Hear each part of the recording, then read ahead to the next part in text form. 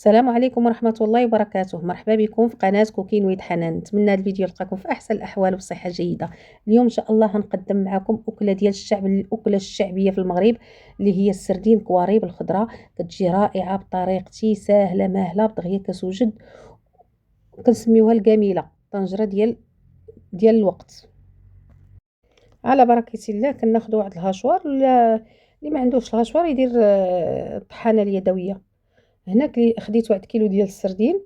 من بعد ما حيت له الاحشاء ديالو الداخليه، قشرته القشره اللي يمكن تحيد الجليده ديالو، اللي ما يمكنش صافي ماشي مشكل، راه يمكن راه كتطحن. صافي كنقيوه كنغسلوه مزيان، كنشفوه من الماء، كنديروه في الهاشوار. هنا درت واحد 3 المعالق، هذا جبته من الكونجيلاتور، ما كانش عندي الطري ديال القزبر ومعدنوس، 3 المعالق. واحد شويه ديال الشحمه، واحد 50 غرام ديال الشحمه. هذه الشحمه ديال الكلوه ديال الغنمي. الخرقوم، كمون، مليحه، قزبور يابس، تحميره، الابزار، كلشي معلقه صغيره من غير الملحه اللي كنديروا القياس ديالنا. كنطحنوا مزيان حتى هذيك الشحمه، شوفوا ما كتبقاش تبان. السردين دغيا كيتطحن، مي الشحمه كتاخذ واحد الوقيته شويه زايده. صافي من بعدها حنا حلينا عليهم. راه نسيت الثومه، ما درتهاش معاهم، راني كنزيد الثومه دابا. زدت الروز قياس واحد 2 معالق، والثومه هنا واحد 2 دروسه ديال الثومه راه محكوكين. زدتهم صافي، عاوتاني غنسد عليهم وندور واحد 2 تدويرات صافي. ها هو وجد.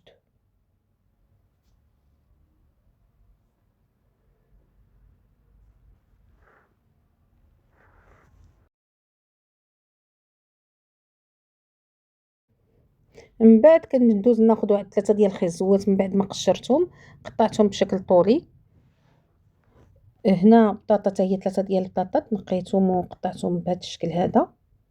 قطعهم بالطريقه اللي بغيتو. واحد نص كاس ديال كاس العنبه، يكون بين زيت المائده وزيت الزيتون.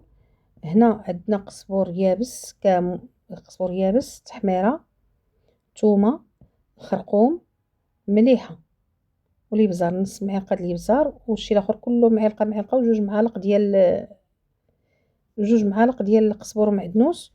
وهذيك السردين، كفته ديال السردين. هانتوما مباشره بواحد الطريقه بسيطه، وكتجي الاكله لذيذه بزاف وسهله، ما كتعذبوش معاها. كنشد الماء كنخليه على ما كيغلي واحد شويه، كنرمي عليه خيزو، كنتبعو بالبطاطا. وكونوا اكيدين هاد الكويس ديال الزيت حتى هوايا، العطريه، ملحه، قزبر يابس، ابزار، تحميره، ثومه، الخرقوم، كلهم بدقه وحده. كنديروهم في الماء غميض، كنحركوها واحد التحريكه بسيطه باش كتحرك هذيك العطريه في وسط الماء. صافي راه دابا كنكون شاعله على العافيه شويه بمهيله.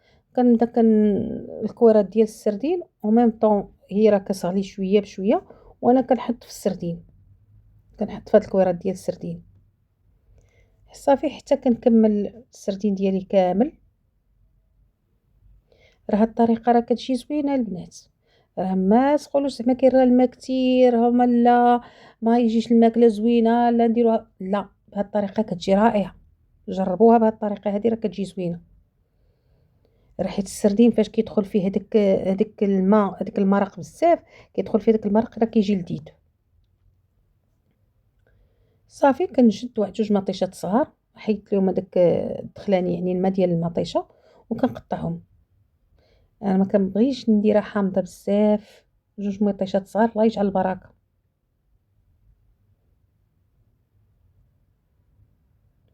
قزبور ومعدنوس واحد 2 معالق.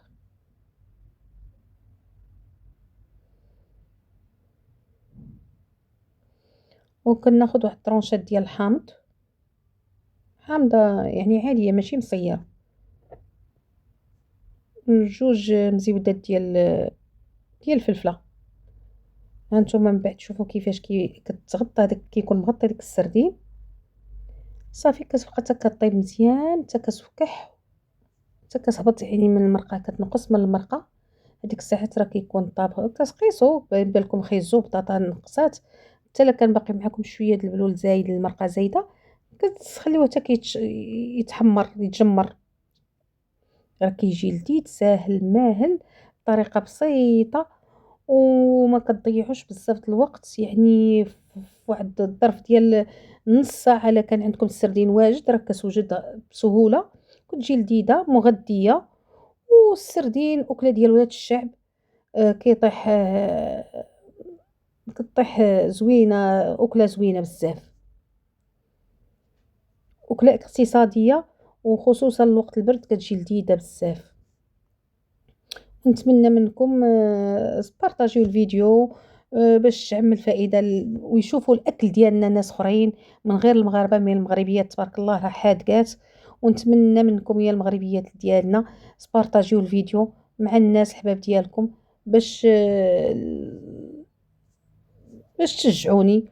وشكرا جزيلا، إلى لقاء فيديو قادم إن شاء الله. ونتمنى لكم كل الصحة والسلامة والرزق الوافر إن شاء الله.